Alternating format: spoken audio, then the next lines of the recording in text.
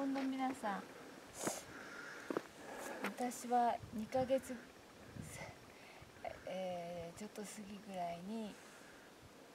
ずっと寝込んでて、わけのわからない神経ストレス、不安症、うつ病ではないけども、それが1年間ちょっといろいろ溜まってて、急に10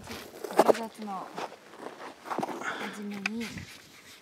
朝起きた時から病気のような体になって、食欲が全くなくって、かなり体重が落ちました。そして家で寝たっきりで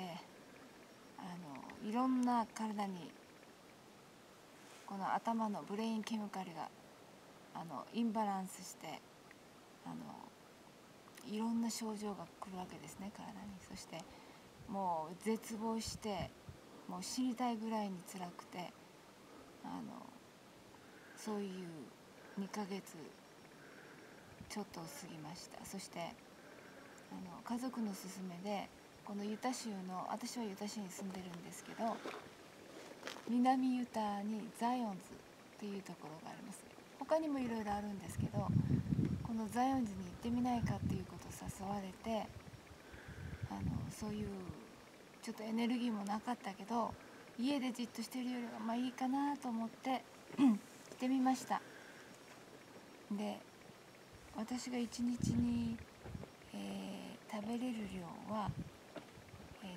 カロリードリンク、ちっちゃい瓶かな、ちっちゃい瓶、3本ぐらいなので、何もとにかく食べ物を考えることができない。そして筋肉がだんだんなくなっていく、後退していく、痩せてしまって、自分はもう本当に死んでいくっていう感じでした。で、おとといこのザイオンに来て、このザイオンの自然の中で不思議にホテルの朝ごはんなんて考えもしなかったんだけど、みんなが行くから行こうと思って、少しでも食べてみようかなと思って、食欲はないけれども食べてみたら少し食べることができて、それでまあ簡単な俳句に行ってみようということで、簡単な俳句をすると、なんと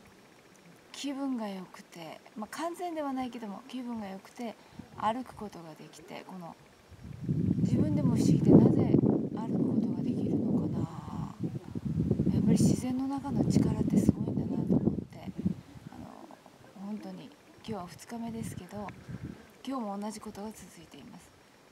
で、皆さんもし私のような状態で悩んでいる方がいらしたら、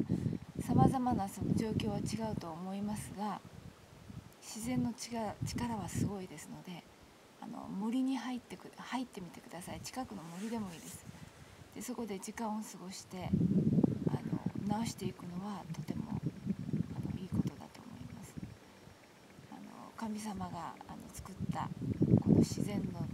大地の力を絶対に利用してください。そしてできるものなら、少し良くなったら、ユタの南ユタにいろいろブライスキャニオン、ザイオンズ